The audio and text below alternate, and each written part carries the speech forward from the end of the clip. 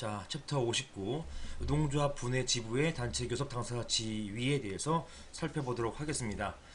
자, 이 파트는 시험에 자주 나왔어요. 중요하기도 하고, 그 다음에 지부, 지회 또는 분회의 독자성 문제는 지속적으로 이슈화가 되었던 것입니다. 이런 지부, 지회 또는 분회의 독자성을 인정하면 상급 노조로부터 떨어지겠다는 거거든요. 이게 원래 상급 노조의 지원을 받고 있는 지부가 독자적으로 뭘 하려고 할 때 상급 노조하고 이제 충돌하는 경우가 생깁니다. 여기에 대해서 이제 상급 노조하고 갈등이 생기고, 이 갈등이 생긴다는 것은 사용자 입장에서는 좋은 거예요, 나쁜 거예요? 좋죠. 왜냐면 노조가 서로 분열하니까. 그래서 이런 이제 어떤 지부 또 분회, 지회의 독자성을 인정하지 않으려는 그런 어떤 분위기도 많이 있었어요. 판례도 실제로 있었고요. 이런 부분이 이제 판례가 최근에 이르러서 변경됩니다. 변경돼서 지부, 지회도 독자성을 인정해 주자라는 쪽으로 판례가 변경되어 왔고요. 그것 때문에 이제 시험에도 자주 출제가 되었던 것입니다. 2011년도와 2013년도에 모두 이제 기출되었습니다. 여기에 대해서 독자성을 인정하자는 견해가 지금 판례하고 뭐 다수의 견해이지만 반대하시는 교수님들도 많이 계세요. 이렇게 될 경우에는 이제 어떤 노조의 단결권이 침해될 우려가 있다. 그다음에 어떤 교섭력도 약화될 수 있다. 이것 때문에 반대하시는 분들도 많이 계십니다. 자, 우리가 지금 잊지 말아야 될 것은 지금 공부하고 있는 것들은 무엇입니까? 노동조합의 설립부터 해가지고 조직 변경, 그 다음에 노동조합 총회, 그리고 노동조합 이제 지부 또는 분회의 당사자 지위까지도 지금 막 배우고 있는 중이잖아요. 이게 뭐죠? 이 파트가 노조법은 크게 근로 3권을 보장하기 위한 그런 법이잖아요. 그래서 크게 단결권, 단체 교섭권, 단체 행동권 요거에 대해서 집중적으로 다루고 있습니다. 거기에서 자, 단결권은 뭉치는 거잖아요. 뭐로 뭉쳐요? 예, 노동조합으로 뭉칩니다. 그래서 지금 단결권을 설명하는 과정이에요. 단결권 관련된 이제 쟁점들을 우리가 배우고 있는 것입니다. 이것이 무엇이냐? 노동조합 관련된 부분이 되겠어요. 그 다음에 이제 단결해서 이제 뭉쳤어요. 노조로.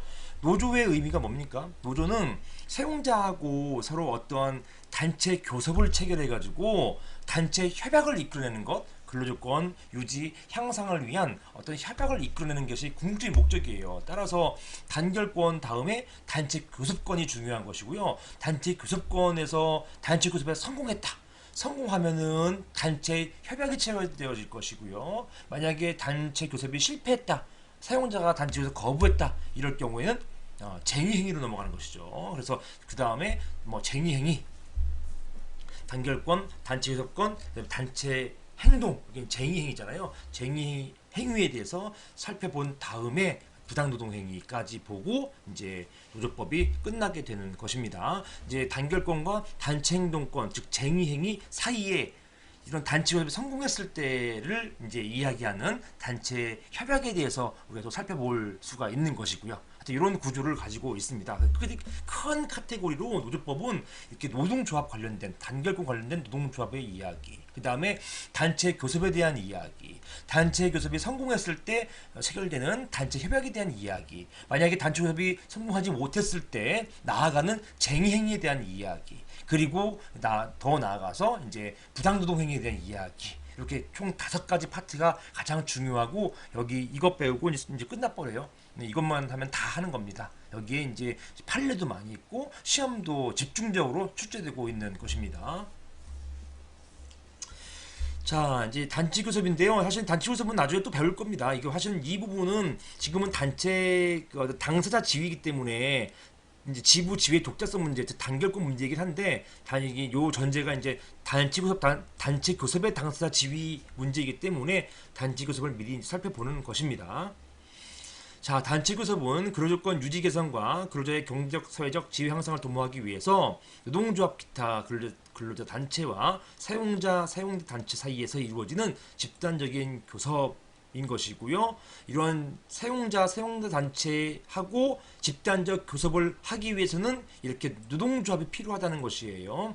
자, 교섭의 대등성을 통해서 궁극적으로 근로자의 인간다운 생활을 확보하기 위한 것이다. 이 단체 교섭의 어떤 취지, 목적, 의의가 되겠죠. 방식은요, 단체 교섭의 방식은 이렇게 총 네, 보니까 뭐요, 마가 있네요. 마까지. 기업별 교섭, 대학생 교섭, 통일 교섭, 집단 교섭, 그리고 이제 공동 연면 교섭이라는 게 이제 있습니다. 자, 여기 중에서 이제 가장 중요한 게 가나다라 이 정도가 이제 여러분 이제 많이 나오는 그런 이야기인데요. 먼저 기업별 교섭 보시면 기업 내 노조와 사용자 간의 교섭인 것이고, 자, 대각선 교섭은 산별 지역별 노조와 같이 초기업적 단위 노조가 그에 대응하는 개별 사용자와 교섭하는 것을 말하는 것이고, 토일 교섭은 초기업적 단위 노조가 사용자 단체 교섭하는 것을 말하는 것이고, 자, 집단 교섭은 여러 기업별 단위 노조가 그에 상응하는 여러 사용자와 교섭하는 것을 말하는 것이고, 자, 공동 교섭은 하나의 기업별 단위 노조와 그 수석별 산업연합 노조가 공동으로 기업별 단위 노조에 대응하는 사용자와 교섭하는 것, 이것을 말하는 것이고요. 그림으로 그리면 자, 이렇게 그려집니다. 자, 보시는 것처럼 자, 이렇게 보시면 이렇게 있잖아요. 자, 보시는 것처럼 보시면 기업별 노조 있지 않습니까? 기업별 노조가 있고, 기업 이렇게 있군요. 자, 회사하고 A 노조하고 이렇게 서로 계약 이제 어떤 교섭하는 것을 기업별 노조. 자, 대각성 노조는요, 회사하고 상급 노조하고, 즉 A 노조의 그 형벌이죠. 형벌인 상급 노조하고 이제 교섭하는 것. 여기에서 만약에 대각선 교섭에서 이런 부분이 추가됐다. 여기 보시는 것처럼 이 부분이 추가되면은 이게 뭡니까? 마의 공동 연면 교섭이 되는 것이에요.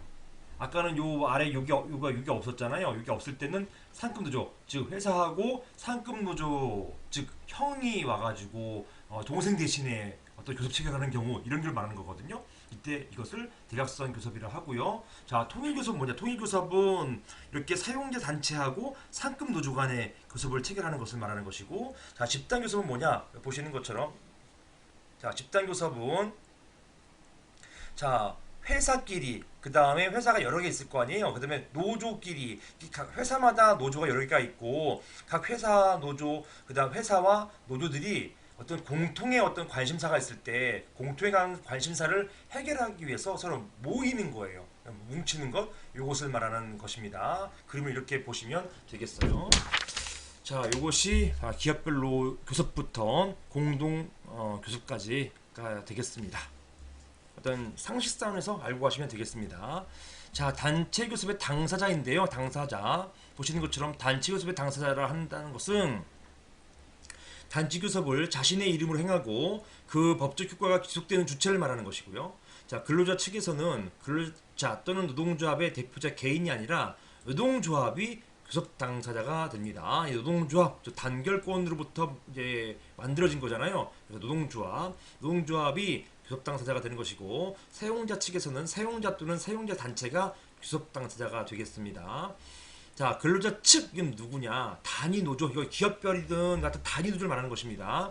자, 단위 노조는 그 노동조합 또는 사용자를 위해서 사용자나 그 사용자 단체와 교섭할 수 있는 당사자를 말하는 것입니다. 각각의 어떤 기업별 또는 산업별 이렇게 단위가 있을 거 아니에요. 이것을 단위 노조라고 하는 것입니다. 자, 기업별 단위 노조는 그 조합원을 고용하고 있는 사용자와 교섭하는 것이고요. 산별 노조 같은, 그러니까 산업별 또는 직종별 또는 지역별 노조가 이런 거 있잖아요. 이런 초기업적 단위 노조는 그 조합원을 고용하고 있는 사용자와 대각선 교섭하거나 그 대각선 교섭 받죠. 큰 형이 와서 동생 대신 교섭해주는 그걸 말하는 것이에요.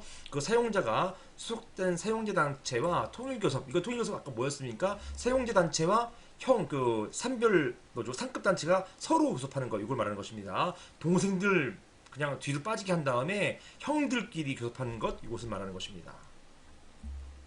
자, 교섭대표 노동조합 이란 무엇이냐? 자, 교섭대표 노동조합 원래는요. 자, 2010년도까지 노동조합은 단수 노조만 인정됐었어요. 그러다가 이제 복수노조가 2010년도부터 허용됩니다. 복수노조 허용되면서 이제 하나의 회사에 노조가 여러 개 있을 수 있게 됐단 말이에요. 그러니까 노조가 여러 개 있는데 사용자가 누구하고 교섭해야 되는지, 단체 교섭을 체결할 것인지 그게 문제가 됐고요. 그 중에서 법은요, 노조가 많이 생기는 것 허용하겠다. 하지만 사용자와 어떤 교섭을 할 주체는 대표 노조가, 이 대표 노조만 사용자와 교섭을 할 수 있다, 이렇게 법으로 규정해 놓고 있어요. 그래서 노조들 간에 교섭 대표 노조 정하는 절차를 따로 규정하고 있습니다. 이유가 무엇인가요? 노조가 많으면 사용자가 안 좋아하는 게 아니라 좋아할 수도 있어요.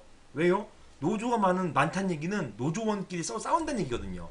이렇게 싸움을 부추겨가지고 노조를 파괴할 수도 있기 때문에, 따라서 법이 아예 각각 사용자하고 교섭하지 말고 대표 노조를 만들도록 법이 규정하고 있는 것입니다. 그래서 노조가 많아진다는 게 한편으로는 노조에게 좋을 수도 있지만 또 한편으로는 노조에게 좋지 않을 수도 있단 말이에요. 노조의 힘이 약화되는 결과가 생기기 때문에 그렇습니다. 그래서 법으로 이제 교섭대표 노조를 정하도록 하고 있습니다.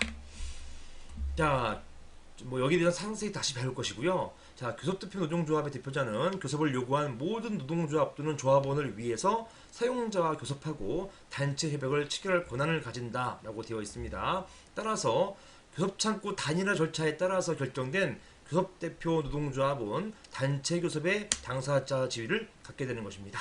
자, 교섭대표 노동조합에 대해서는 다시 상세히 배우게 될 것입니다.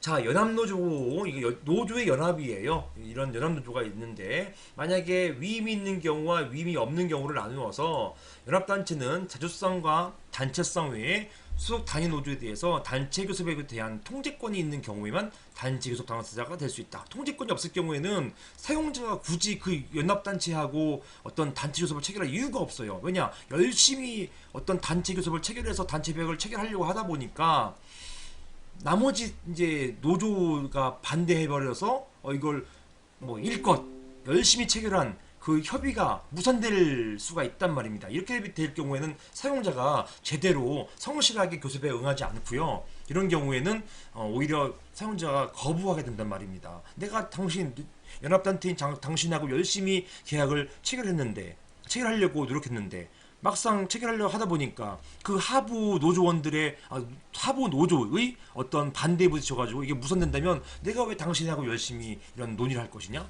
이런 논의할 필요가 없다. 실질적인 힘을 가지고 있는 사람을 데리고 와라. 이렇게 한단 말입니다. 이 실질적인 힘이 뭐예요? 이게 바로 통제권이라는 것입니다. 자, 그 다음에 단위 노조로부터 교섭권을 위임받아서 그 단위 노조를 대신해서 교섭권을 가질 수 있게 되는 것입니다. 통제권이 있는 경우를 말하는 것입니다. 자, 위임이 없는 경우는 뭐냐? 문제점 보시는 것처럼 단위 노조에 위임이 없는 경우에도 연합단체가 자기 또는 소속 단위를 위해서 단체 교섭을 할 수 있는지 여부가 문제된다라는 것입니다. 야, 위임도 없는데 이제 연합단체가 함부로 교섭을 할 수 있겠어요? 그래서 이제 이건 판례는 없고요. 긍정설과 부정설이 있는데 검토는 부정설이 되겠습니다. 자, 긍정설 보시는 것처럼 자, 현행법상 연합단체도 노동조합으로 볼 수 있고 이런 노조의 목적은 근로조건 유지 개선을 위한 단체 교섭에 주력하는 것이라는 점, 연합단체도 노동조합으로서 그 노동조합 또는 조합원을 위해서 교섭할 권한을 가진다는 점 등을 고려해보면 연합단체는 그 노동조합의 독자의 문제나 소속 단위 노조의 공통사항에 관해서는 이게 해가 되진 않는다는 얘기예요. 공통사항에 대해서는 위임이 없다 하더라도 당연히 단체 교섭 당사자가 된다, 이렇게 보았던 것입니다. 다 되는 건 다 가능한 것은 아니고요. 위임이 없다 하더라도 공통 관련된 사항 이런 것들은 할 수 있다라는 것인데요. 부정설은 단체 교섭의 주된 목적은 근로자에 적용할 근로조건의 결정에 있고 연합단체는 노동조합을 구성원으로 하는 것이기 때문에 개별 조합원에게 적용될 근로조건에 관해서 교섭 결정할 권한이 없다. 연합단체는 관심이 노조에 있는 것이지 노조원 개개인에 있는 것이 아니기 때문에 따라서 위임도 없이 스스로 노조원들을 위해 가지고 어떤 이런 교섭하거나 결정할 권한이 없다라는 부정설이 지금은 다수설입니다. 검토 보시면 연합단체 구성원은 단위 노조인 것이지 그 단위 노조의 조합원이 아니라는 점에서 이를 곧바로 인정하는 것은 타당하지 않다. 즉 위임이 있는 경우에만 가능하다. 이렇게 보겠습니다. 자, 이제 요게 이제 그 우리 이전 챕터 이제 노조 이제 그 조직 변경에서 발레오 전쟁 사례에서도 한번 문제됐던 그것이죠. 이게 먼저 공부됐으면은 오히려 발레오 전쟁 사례 문제가 더 수월하게 이해됐을 것인데요. 이제 이게 좀 순서상으로 뒤로 밀렸습니다. 자, 단위 노조의 지부 분해. 요 지부 분해도 단체 교섭에서의 어떤 당사자가 될 수 있는지 그게 문제된다는 것입니다. 자, 문제점 보시면 단위 노조의 위임이나 승인이 없는 경우에도 자, 지부 분해 등 그 단위 노조의 지부 분해 즉 단위 노조의 하부 조직이 단체 교섭의 당사자로서 독자적인 단체 교섭권을 갖는지 여부가 문제된다라는 것이고요. 학설은 부정설과 제한긍정설이 있습니다. 부정설은 자, 보시는 것처럼 지부 분해는 단위 노조의 산하 조직에 불과하고 독자적인 단체 교섭권을 가질 수 없다. 그리고 지부 분해가 독립성을 갖추고 있는 경우에 독자적인 단체 교섭권을 가진다고 한다면 이것은 상부 단위 노조의 단체 교섭권을 형해하게 된다라는 것입니다. 요지는 결론적으로 상급 노조, 상위 단위 노조의 교섭력을 약화시키고 전체적으로는 이제 어떤 사용자에 대응하는 그런 노조의 힘이 약화된다는 것이에요. 갈라지기 때문에 그런 것입니다.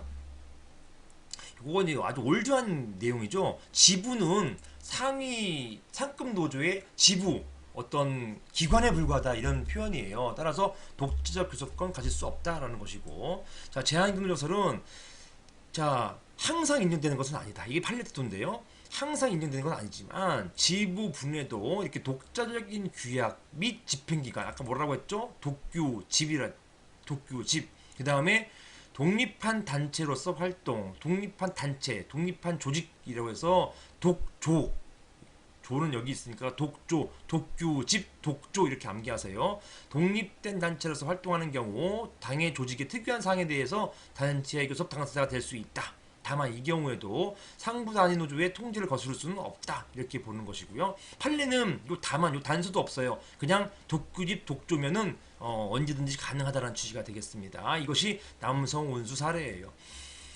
자, 피고인은 그러니까 피고인 나오니까 형사 문제네요. 이 피고인은 사용자네요. 남성운수라는 회사를 만들어서 근로자 59명을 고용해서 택시 운수업을 하는 사용자입니다. 자, 이런 이 사용자가 사업장에 재직하고 있는 근로자 50명에 대해서 임금 지급일에 지급해야 할 임금 등 합계 1,800만 원을 지급시 공제하고 이를 지급하지 않았는데 그 이유가 뭐냐? 이것은 노동조합 설립신고를 마치지 않았을 뿐 노동조합으로서의 실질 요건을 갖추고 있던 지역 택시 노동조합의 조합 회사 지부 대표자와 체결한 단체 협약에 따른 것이었다. 여기에는 원래 상급 노조가 아니라 지부 대표자와 체결한 단체 협약에 따라 가지고 1,800만 원 지급하지 않았는데 여기에 대해서 검사는 이것을 이 지부 대표자가 뭐냐? 이 사람하고는 이거 능력도 없는데 이런 능력 없는 사람하고 단체 협약을 체결했고 거기에 따라 가지고 임금 지급하지 않은 것 이건 무효이다. 임금 지급 시 공제했기 때문에 임금 지급하지 않은 거잖아요. 무효이기 때문에 이건 임금 체불이다. 이렇게 이제 봤던 거예요. 검사는 이런 회사 지부 대표자와 체결한 단체 협약은 효력은 무효이다라고 하고요. 피고인이 법령 또는 단체 협약에 특별한 규정이 없음에도 불구하고 임금 공제하고 지급하지 않은 것 이건 뭡니까? 임금 지급하지 않은 것 이것은 임금 체불이다. 임금 체불일 경우에는 형사 입건됩니다. 그래서 피고인을 기소했어요.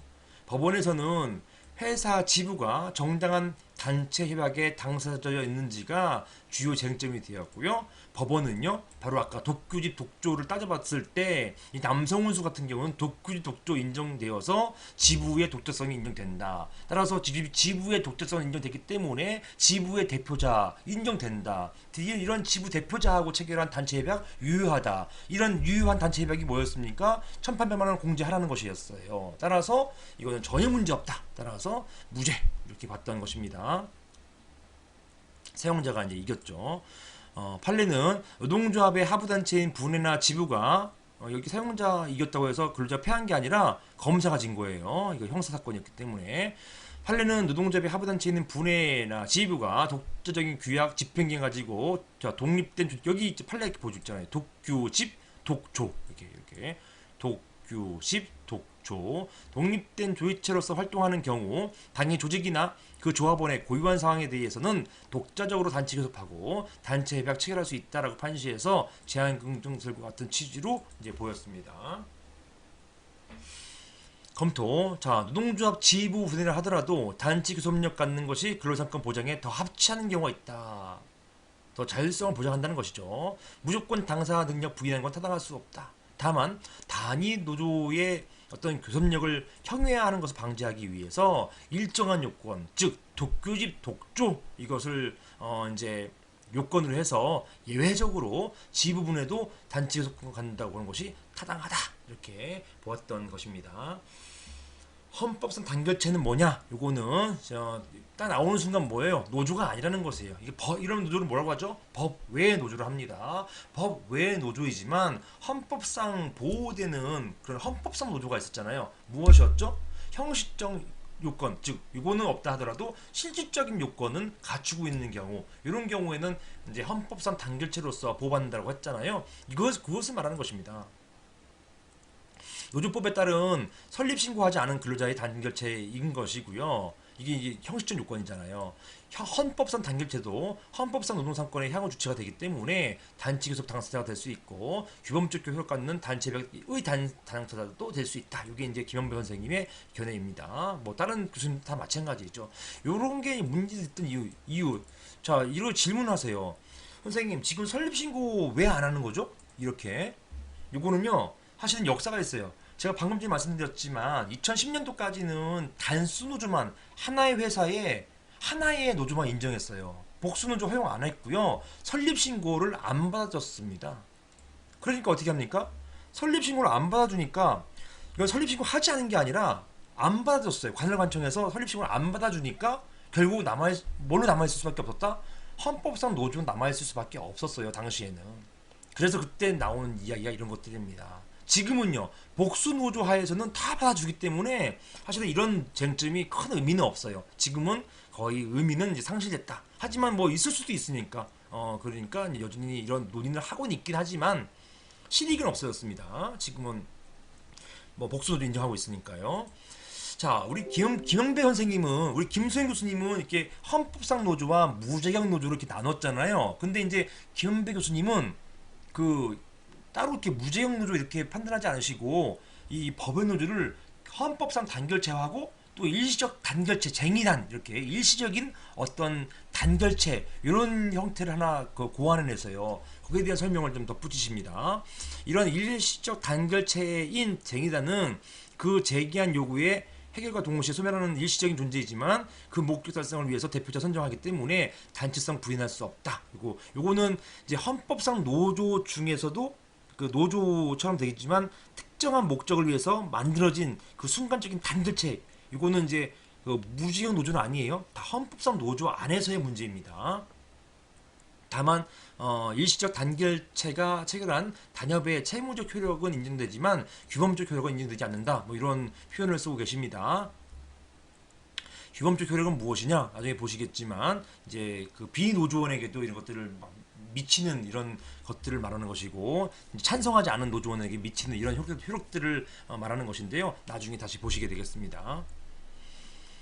자, 이런 그다음 유일 수습 요 일시 쟁의단에 대한 논의는 우리 김영배 선생님이 이런 논의를 하고 계시다. 이 정도만 알고 가시면 돼요. 여러분은 이제 예전으로 돌아가셔서 헌법상 노조와 무제형 노조에 대한 논의만 알고 가시고, 자, 이런 헌법상 노조인 경우에는 자, 이런 경우에도 인정해 준다. 이제 어떤 그 자체도 그 단체교섭 당사자로서 인정해 준다라는 것. 요금 이렇게 정리하고 가시면 되겠습니다. 요게 지금 다수 통설의 태도가 되겠습니다. 여기 보시는 것처럼 4번 유일 교섭 단체 조항, 요거 가지고 이제 그 시험 문제 한번 출제된 적이 있어요. 타 시험에서. 요거 한번 중요합니다. 자, 유일 교섭 단체 조항이란 사용자에게 특정 노동조합과의 단체 교섭만 허용하고 타 노조 또는 단체와의 교섭을 금지할 것을 약정한 단체 협약상의 조항을 말한다. 요게 이제 하급심 판례에도 있었고요. 그다음에 시험 문제도 한번 출제된 적이 있는데요. 자, 이런 거 이런 유일 교섭 단체 조항이 유효인지 무효인지 이게 문제가 됐고요. 여러분은 일단은 결론은 무조건 알고 가셔야 됩니다. 이러한 조항은 타 노동조합이 가진 헌법상 단체 교섭권 권을 박탈하기 때문에 뭐다? 무효이다. 이건 여러분께서 알고 가셔야 되겠습니다. 따라서 문제 나올 때 유일 교섭 단체 조항, 요 단체 조항이 설정되어 있는 단체 협약은 무효다. 이렇게 전제로 깔고 그 이후 문제를 푸셔야 돼요. 무효이다. 이것만 여러분께서 동그라미 치시고 별표 치시면 되겠습니다. 자, 사용자 측. 사용자 측이 뭐냐? 사용자는 헌법이 보장하고 있는 단체 교섭권의 주체가 될 수 없습니다. 이거는 헌법 보장하고 있는 단체 교섭권의 주체는 아니죠. 주체는 노동조합이 주체인 것이지 사용자가 주체될 수는 없어요. 사용자 측 당사자 한다는 것은 단체 교섭권의 객체가 될 수 있겠죠. 당사자는 됩니다. 근로자 측의 단체 교섭 요구에 대해서 응낙 의무가 있는 자를 의미하는 것입니다. 단체 교섭 요구가 있으면 응낙할 의무가 있는 그런 자, 이게 사용자의 어떤 의미가 되겠습니다. 자, 사용자 이 주체가 안 될 뿐이지 이제 당사자는 되는 거예요. 당사자는 된다. 사용자, 사업주에서 사용자라는 하는 것은 광의로는 사업주, 사업경영 담당자, 근로자에 관해서 사업주를 위해 행동하는 자 우리 배웠던 것이죠. 그리고 말하는 것이지만 자 여기 보신 것처럼 교섭 당사자로서의 사용자는 협의의 사용자, 즉 사업주만을 의미하게 되는 것입니다. 그 이유는 뭐냐? 자 이런 경우에 교섭 당사자 실질적인 어떤 효과를 가지고 있는 실질적으로 여기에 대해서 뭐 응낙하고 수락하고 단체 협약을 체결할 수 있는 자이어야만 한다는 것이에요. 당사자는 사업주만을 의미하는 것입니다. 따라서 법인 사업인 경우에는 법인 그 자체, 개인 사업일 경우에는 개인이 교섭 당사자가 되는 것입니다. 물론 이후에 보겠지만 이걸 담당하는 담당자는 달라요. 또 당사자는 이제 대상이 되는 것이고요. 담당자는 그렇다고 해서 회사의 대표가 굳이 나올 필요는 없지 않습니까? 거기 대표가 지정하는 뭐 이사들이 나온다든가 또 관리직 직원이 나온다든가 심지어는 노무사가 나온다든가 이렇게 할 수 있는 것이기 때문에 대표가 당사자는 되는 것이지만 담당자가 꼭 될 필요는 없는 것이에요. 그래서 여러분 오해하시는 게 교섭 당사자이기 때문에 어떤 교섭장에 가면은 대표가 나와 있을 거라고 생각하시는데 안 나오는 경우가 많습니다. 거기에 이사들이 나와서 이제 단체 협약을 체결하고 그렇게 한단 말입니다. 이사, 전무, 상무 이런 분들이 나오셔가지고 이제 노동조합하고 노동조합 조합장님하고 이제 임원들하고 단체 교섭을 하게 되는 것입니다. 사용자 개념의 확장은요, 요거 이미 다 봤던 문제예요. 한번 보시면 이제 뭐 판례는 근로자와 명시적이거나 묵시적 근로관계에 인정되는 자만을 사용자로 모아서 단체 교섭 상대방인 사용자를 좁게 해석하는 경우가 있고요. 하지만 원청 사용자와 하청 노조, 사용 사업주와 파견 근로자 등 실질적인 사용자와 노조 사이에 단체 교섭 당사자 여부가 문제되고 있는데 이렇게 근로 계약 체결 당사자인 사업주 외의 자도 단체 교섭 당사자가 될 수 있는지 문제된다. 이게 뭐냐면 노조법상 사용자 개념에 대한 부분이 되겠습니다. 이렇게 노조법 사용자 개념에 대해서는 판례가 좀 잘 인정해 준다고 제가 설명을 드렸었던 것이에요. 이게 하도급 관계 우리 인정된다라고 했었고요. 파견근로 관계 이런 경우에도 인정되는 것 한번 쭉 읽어보시면 되겠습니다. 자, 사용자 단체 마찬가지입니다. 사용자 단체는 노동관계관에서 그 구성원인 사용자에 대해서 주정 또는 규제할 수 있는 권한을 가진 사용자 단체만을 의미한다. 이제 통제권을 가지고 있는 사용자 단체만을 의미한다라는 것입니다. 나머지 한번 쭉 읽어보세요. 넘어가겠습니다. 이미 했던 부분이라서. 자, 그 다음에 뭐 구성원 통제력 이거 아까 다 했던 부분이 되겠습니다. 넘어갑니다. 자, 단체 교섭의 담당자 요거는 아까 당사자하고 다르다는 얘기였었어요. 당사자는 그 수송에서 또는 심판에서 생각하시면 돼요. 심판에서 청구인, 피청구인. 그 다음에 소송에서는요, 원고, 피고. 이 사람들이 당사자예요. 하지만 담당자는 굳이 그 원고, 피고가 아니라 원고, 피고, 대리인 이렇게 나올 수가 있는 것입니다. 자, 이거는 사실행위, 즉 어떤 단체 교섭장에 나가는 사람을 말하는 것이에요. 이런 것들을 나가는 것, 이게 사실행위거든요. 사실행위 반대가 뭡니까? 법률행위예요. 그냥 본인 이사님이나 상무님이 단체 교섭장에 나가는 것, 이걸 가지고 어떤 법률행위를 볼 수가 없거든요. 그냥 사실적인 행위예요. 이 사실행위입니다. 사실 행위하는 그런 사람으로서 이런 단체 교섭, 즉 현실적으로 상대방과 협상하고 단체벽 체결하는 자를 말하는 것이고요. 이 사람들을 담당자라 하는 것입니다. 자, 근로자 측에서는 노조만 가능하고, 자, 교섭 당사자 경우와 달리 개인도 교섭 담당자가 보신 것처럼 노조만 가능한 당사자 경우와는 달리 개인도 담당자는 될 수가 있게 되는 것입니다. 노무사님 나가주시고요. 또 노조에 어떤 위임받은 그 노조 대표 또는 뭐 다른 조직원, 노조원이 나가서 교섭할 수 있어요. 이건 충분합니다. 이분들을 뭐라고 하느냐? 담당자를 하는 것입니다. 자, 근로자 측은 주로 노동조합 대표자가 될 수 있죠. 나머지 한번 읽어보시고요. 자, 수임자, 노조가 위임을 하는 거예요. 수임자, 뭐 노무사님, 여러분 되실 노무사님, 변호사 이런 분들이 이제 수임자가 될 수 있는 것이죠. 노동조합으로부터 위임을 받은 자, 요게요 옛날에는 제3자 개입 금지 규정이 있어가지고 노무사님이 이렇게 위임받아가지고 단체에서 못했었어요. 하지만 그거 삭제되었다고 말씀드렸죠. 따라서 노동조합으로부터 위임을 받은 자, 수임자, 교섭 또는 단체 협약에 체결에 관한 권한을 위임받은 자, 이런 분들 가능하다라는 것입니다. 자, 수임인은 자연인인 경우가 보통이지만 단체도 수임이 될 수 있다. 즉 저희가 이제 제가 법무법인에 있거든요. 법무법인 나눔에 이제 위임을 해가지고 나눔의 구성원으로서 제가 나가서 수임을 행위를 할 수 있는 것이고, 개인 부종식이 아니라 변호사 부종식이 아니라 법무법인에 맡겨가지고 법무법인이 이제 대리하면서 담당자가 될 수 있는 것이에요. 여러분들도 이제 노무사 되시면 노무사 개인 뭐 사업 열 수도 있지만 개인이 아니라 노무법인 뭐 어디 해가지고 거기 노무법인이 대리인이 되어서 대리인의 구성원인 여러분이 나가서 이제 단체 교섭을 하실 수 있게 된다는 것, 그걸 말하는 것입니다. 이 경우 그 단체 대표자가 교섭의 주체이다. 담당자가 된다는 것입니다.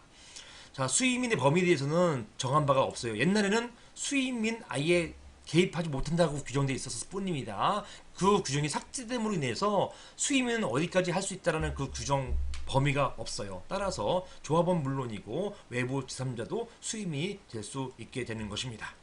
자, 교섭권의 범위는 노동조합으로부터 교섭 또는 단체 협약에 체결에 관한 권한을 위임받은 자는 노동조합을 위해서 위임받은 법인 안에서만 그 권한을 행사할 수 있다. 보통 이제 위임 계약서를 써요. 위임 안에 어떤 할 수 있는 행위들을 쭉 나열하고 있습니다. 물론 그 나열된 행위 안에 맨 마지막에는 조금 이렇게 포괄적인 그런 내용들을 집어넣어요. 그래서 이러한 어떤 단체 교섭과 관련된 그런 행위들을 좀 폭넓게 할 수 있는 근거 규정은 두고 있습니다. 자, 위임의 통보. 내가 누구에게, 우리 이제 뭐 어떤 노무사님에게 우리 노무사님께 위임했다. 우리 박찬 노무사님께 위임했다. 이렇게 얘기하면은 위임했다는 사실을 사용자에게 알려야 될 거 아니에요. 알리지 않으면 갑자기 노조가 나오는 줄 알고 봤더니만 노무사님 와 계시면 당신 누구예요? 이렇게 물을 수 있잖아요. 따라서 위임은 통보하여야 한다 이것입니다. 노동조합과 사용자 또는 사용자 단체는 교섭 또는 협약 체결에 관한 권한을 위임할 때 상대방에게 위임받은 자의 성명, 그 다음에 교섭 사항과 권한 범위 등 위임 내용을 포함해서 통보해야 한다. 이렇게 규정되어 있습니다. 자, 이렇게 보시면 이런 것도 다 나와 있어요. 이렇게 보시면 여기 단체 교섭 보시는 것처럼 노조 대표자는 나와 있고요. 자, 사항 보시면 노동조합과 사용자 단체는 교섭 또는 단체협약 체결에 관한 권한을 위임한 때에는 그 사실을 상대방에 통보하여야 한다. 이렇게 하여야 한다. 의무 규정으로 두고 있습니다.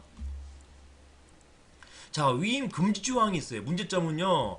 자, 보통 사용자의 희망에 따라서 단체벽의 노동조합이 교섭 권한을 조합원 이외의 제3자에게 위임하지 않는다. 자, 즉 노무사에게 위임하지 않는다. 이런 위임 금지 조항을 두는 경우가 있어요. 그러니까 우리끼리만 얘기하자. 제3자 끼지 말자. 또는 상급 노조 끼지 말자. 우리 회사 내에 있는 노조원들끼리만 국한하자. 이런 어떤 위임 금지 조항을 두는 경우가 있습니다. 자, 규약 등에요. 이런 위임 금지 조항이 유효한지 여부가 이제 문제되는 것입니다. 만약 사용자가 이 조항을 이유해서 교섭을 위임받은 제3자가 앞에 딱 있을 때, 우리는 위임 금지 조항이 있어서 조합원, 우리 회사 내에 있는 노조원 이외에는 교섭 안 하겠습니다. 이렇게 얘기할 수 있는 것인지, 그것이 문제되는 것입니다. 자, 여기에 대해서는 뭐 판례나 이렇게 학설이 크게 다툼이 없고요. 판례도 거의 없고, 바로 검토 들어가면 이런 위임 금지 조항은요, 노사가 교섭 당사자를 자주적으로 제한하는 것으로서 채무적 효력을 가지는 데 불과하다. 즉 이걸 어기면은 노조가 이제 책임을 지는 거에 불과하는 것이고, 이 조항 자체를 무효라고 볼 수는 없지만 언제나 유효해서 제3자의 단체 교섭을 거부할 수 있다고 하면 노조법이 제3자에 대한 교섭권 위임을 허용하고 있는 취지가 몰각된다. 원래 제3자 개입을 금지하고 있다가 삭제한 그런 취지가 몰각되게 되는 것입니다. 따라서 위임 금지 조항 위반에 대한 손해배상 책임은 변론을 하고, 이 손해배상 책임 왜 나온 거예요? 채무적 효력 때문에 나온 거예요.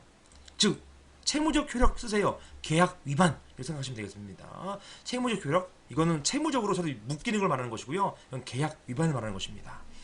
따라서 위임금지 조항 위반에 대한 손해배상 책임을 변론을 하더라도 노동조합이 이 조항에 관계없이 제3자에게 교섭을 위임할 필요성이 있고, 사용자가 제3자의 단체 교섭에 응한다 하더라도 특별한 지장이 없는 경우에는 노조가 비록 그렇게 규정하고 있다 하더라도 노조와 제3자가 제3자에게 단체 교섭을 위임할 수 있고, 사용자는 거부할 수 없다. 이렇게 보게 되는 것입니다. 사용자는 당신이 약속했잖아요, 노조가. 여기에 대해서 위반으로 인한 어떤 손해배상 책임을 물을 수 있다는 거예요. 하지만 손해배상 책임을 물을 수 있을지언정 단체 교섭을 거부할 수는 없다는 것입니다. 그래서 일단 교섭에는 응하고 종전 계약을 깼으니까 거기에 대한 책임을 묻겠다, 이렇게 해야 되는 것입니다. 사용자로서는요. 결론적으로 사용자는 거부할 수 없다. 이 사용자가 이 단체를 거부해버리면 바로 불단노동행위 돼가지고 형사 입건됩니다. 형사 입건되기 때문에, 따라서 거부하면은 형사 문제로 돼버려요. 그래서 사용자 입장에서는 함부로 거부할 수 없게 되는 것입니다. 자, 연합단체가 제3자에 해당될 수 있는지, 자, 여기 보시면 노조법 제29조 3항 보시겠습니다. 29조 3항. 노동조합과 사용자 또는 사용자 단체로부터 교섭 또는 단체 협약의 체결 권한을 위임받은 자는 그 노동조합과 사용자 또는 사용자 단체를 위해서 위임받은 범위 내에서 권한 행사할 수 있다. 이렇게 되어 있습니다. 아까 봤었던 규정이에요. 자, 여기에 의해서 교섭 권한을 위임받은 연합단체인 노동조합은 단위 노동조합과 관계에서 보면 상급단체에 해당된다. 이런 연합단체와 단위 노동조합 사이의 내부관계에 있어서는 주식상 유대관계가 있을 것이기 때문에 그 노동조합을 제3자로 할 수는 없을 것이다. 따라서 연합단체가 하부단체인 단위 노동조합의 위임을 받아서 단체 교섭권한을 행사하는 것 가능하다라는 것입니다. 이거는 제3자이든 아니든 제3자이면 어때요? 제3자도 역시 위임받아서 하면 되기 때문에 이 논의는 특별하게 중요하진 않습니다. 옆에서 이렇게 치시고 중요하지 않으면 이렇게 하시면 되겠어요. 이렇게 써놓으시면 되겠습니다. 나중에 보실 때는 이 부분 이렇게 넘기시면 돼요. 자, 연합단체에 대한 위임 방식 문제점 보시면, 연합단체인 노동조합에게 단위 노동조합의 교섭권을 위임하는 경우에 그 위임 방식이 문제됩니다. 총회 이때 중요한 건 이거예요. 이게 위임하기 위한 총회의 의결을 거쳐야 하는 것인지, 아니면 집행위원회의 결의만으로도 충분한 것인지, 이것이 문제되는 것이고요. 자, 이런 노조의 어떤 단체 교섭 체결권 굉장히 중요한 거거든요. 그 체결권한을 상급 노조나 다른 데다 위임할 때 그 노조의 총회 의결 필요한 것인지가 문제되는 것이고요. 총회 의견 필요 없다, 이런 견해가 있습니다. 노동조합 민주성은 규약 자치를 통해 확보되는 것이 원칙이고, 교섭구문에서 동적인 탄력성이 요구되기 때문에 탄력성 요구된다. 즉 급박할 때는 빨리빨리 여기에 대응할 수 있어야 된다는 얘기예요. 그때마다 총회의 결의를 득해가지고 막 위임하고 이럴 필요 없다는 얘기입니다. 자, 노조법상 연합단체에 대한 위임 절차 규정이 삭제된 점에 비추어 보면 반드시 종전에는 총회를 거치도록 해놨었어요. 종전에는. 근데 이 총회를 거치도록 한 규정이 삭제된 거잖아요. 이거는 어떻게 해석할 수 있습니까? 총회는 필요 없는 거 아닌가? 이렇게 볼 수 있다는 얘기예요. 이런 것을 고려하면 반드시 총회 또는 대의원의 의결을 거칠 필요가 없다는 견해가 되겠습니다.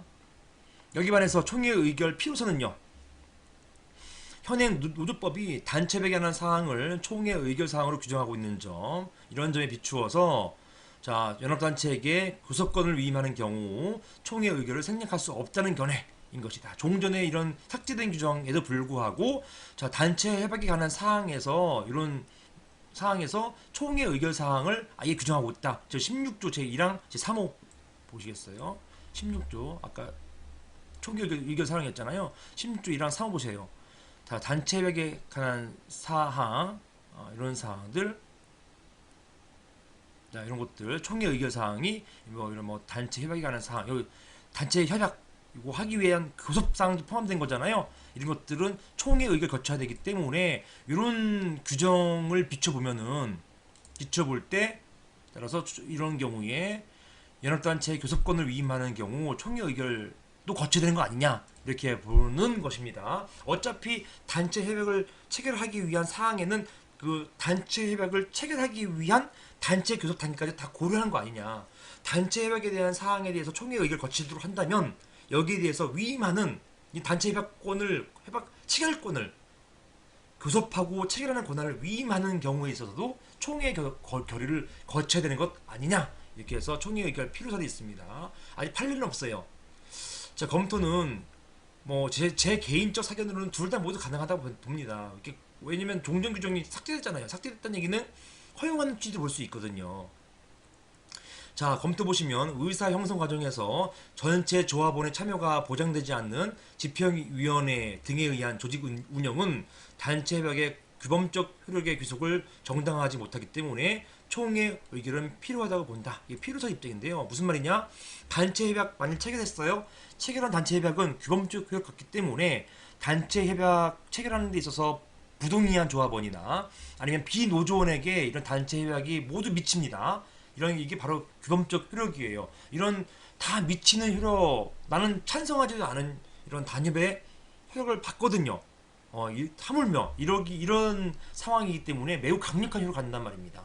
이런 강력한 효력 갖는 단체 협약을 체결하기 위한 일련의 과정들 모두 총회의 결의를 거쳐야 한다는 것, 이것이 타당하다는 견해, 이것이 필요설입니다. 제 개인적으로는 둘 다 모두 가능하겠다. 불효설도 납득이 간다. 이렇게 보겠습니다.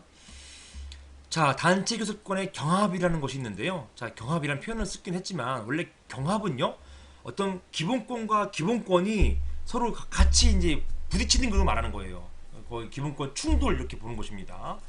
그런데 사안에 보면 이렇게 충돌은 아니에요. 제가 볼 때는 문제점 보시면 단위 노동조합이 상부 단체인 연합단체의 단체 교섭권을 위임한 경우, 자, 어떤 하부 노조가 상부, 그러니까 산별 노조, 뭐 상부 단체에다가 단체 교섭권을 위임했어요. 이런 위임을 하면은 단위 노동조합의 단체 교섭권이 상실되는 것인지, 이것이 문제된다는 것이에요. 자, 어떤 갑이라는 사람이 여러분 이제 노무사 되실 거잖아요. 노무사님한테 이런 그 노무 업무를 뭐 구제명령 신청하는 것, 구제 신청이나 이런 것들을 위임한단 말입니다. 위임하면은 여러분들이 독자적으로 그런 구제 신청할 권한이 상실되나요? 이 위임이라 한다는 것은 그 권한을 그대로 유지하고 할 수 있는 그런 권한을 한 사람에게 더 주는 겁니다. 그게 위임이에요. 물론 우리 이제 행정법에서의 위임은 달라요. 행정법에서의 위임은 그 권한과 의무가 모두 피위임인에게 또 즉 수임인에게 넘어갑니다. 이건 행정청끼리의 위임이기 때문에 그런 것이에요. 왜냐하면 청이 A청, B청이 있는데 이걸 국민의 입장에서는 누굴 상대로 소송해야 될지 명확해야 되기 때문에 위임이 있으면은 위임 받은 청을 상대로 해서 행정소송을 제기해라 이겁니다. 이런 것 때문에 위임이 있을 경우에는 위임 받은 행정청이 주체가 된다. 위임한 행정청은 권한 상실한다. 이렇게 보게 되는 것인데 이게 이제 행정법 말고 민사로 넘어왔을 때 민사 노동으로 넘어올 경우에는요 위임법률 그게 아니에요. 원래 위임인에게 권리가 있고 그 동일한 권리를 숙권함으로써 그냥 넘어간다는 표현은 좀 그렇긴 하지만 또 주는 겁니다. 그래서 그 수임인이 어떤 행위를 할 수 있는 것이죠. 변호사에게 어떤 그 손해배상 청구 소송을 위임했을 때 그 손해배상 청구를 위임한 그 위임하신 분 의뢰인이죠. 의뢰인은 권한 상실하나요? 여전히 권한 가지고 있죠. 그냥 변호사가 말도 좀 잘하고 법률적으로 좀 잘 따지니까 그걸 그냥 그런 행위를 하게끔 뭐 어떤 권한을 부여한 것에 불과하다는 것입니다. 그 이야기예요. 결론적으로 단체 교섭 권한은 상실되지 않습니다. 상실되지 않는다. 요게 되겠습니다. 자, 판례 때도 보시면 자, 원자력병원 노조 사례. 자, 피고들은 원고 부설 원자력병원에서 근무하다가 퇴직한 자들입니다. 이 원자력병원 노동조합은 이때 임시대의원에서 95년도 임금 및 단체별 체결권을 포함한 단체 교섭권 일체를 그 상부 단체인 그 연합단체 즉 전국 병원 노동조합 연맹에 위임하는 결의를 하였고 여기 위임 동그라미 치세요. 같은 달 그러한 내용을 전국병원 노동조합 연맹 및 원자력병원장에게 통보했습니다. 이거 통보했죠. 이게 위임한 사실을 통보했습니다. 이에 따라서 원자력병원 노동조합 대표자로서 위 원장인 그 소외 최모 씨하고 원자력병원 노동조합 이제 전국 병원 노동조합 연맹 이게 상급 단체죠.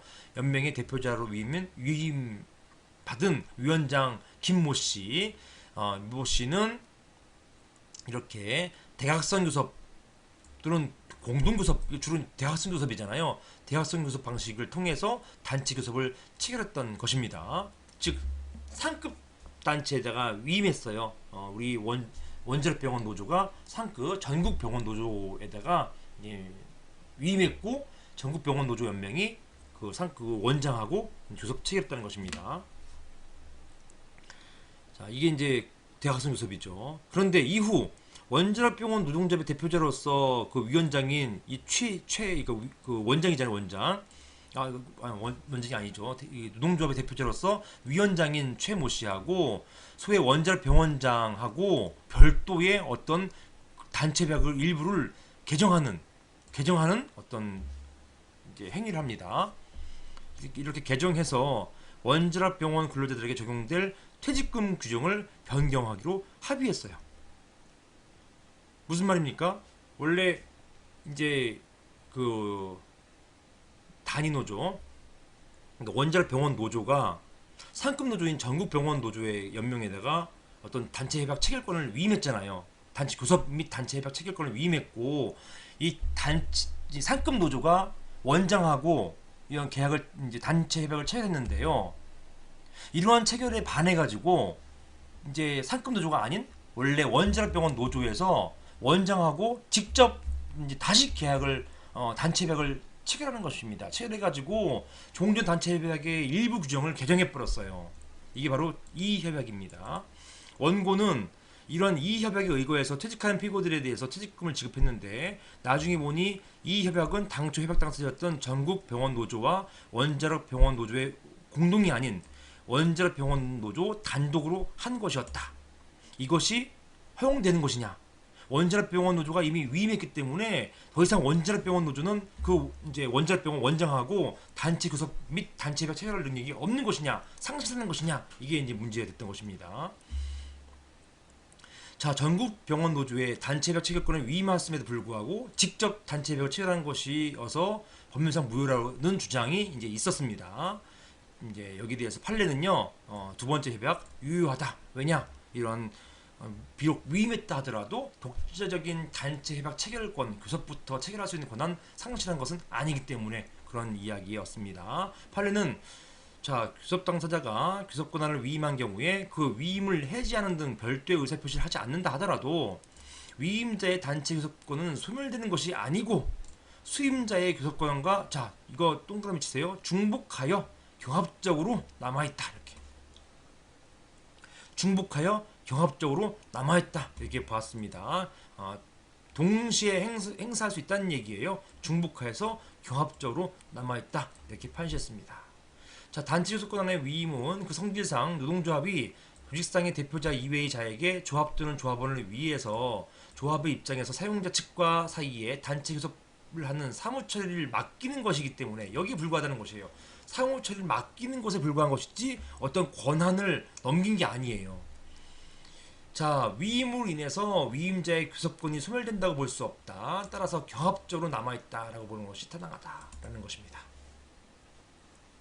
자, 사용자는요, 사용자도 이제 맡길 수 있다는 것이죠. 자, 교섭 당사자가 개인 기업일 경우에는 사업주 본인이 당연히 담당자가 되고, 당사자가 법인인 경우에는 사업경영 담당자, 이런 사람도 담당자가 될 수 있다는 것입니다. 대표이사나 또는 이사, 전무, 상무 다 될 수 있다는 얘기예요. 담당자가. 수임자 마찬가지로 가능합니다. 똑같습니다. 보통 이제 뭐 인사 노무부서의 책임자 담당자가 되는 것이고요. 뭐 여러분 뭐 대신 노무사님도 수임자가 될 수 있게 되는 것입니다. 자, 교섭권을 위임받은 자는 단지 교섭에 있어서 상당한 결정권을 가지고 있어야 되는 것이고, 단순히 대표이사 등의 의사를 전달하는 정도, 이것은 이제 안 되는 것이에요. 그 결정권 자체를 가지고 있는 그 정도의 이제 분이 나오셔야 되는 것입니다. 자, 여기까지 보겠습니다.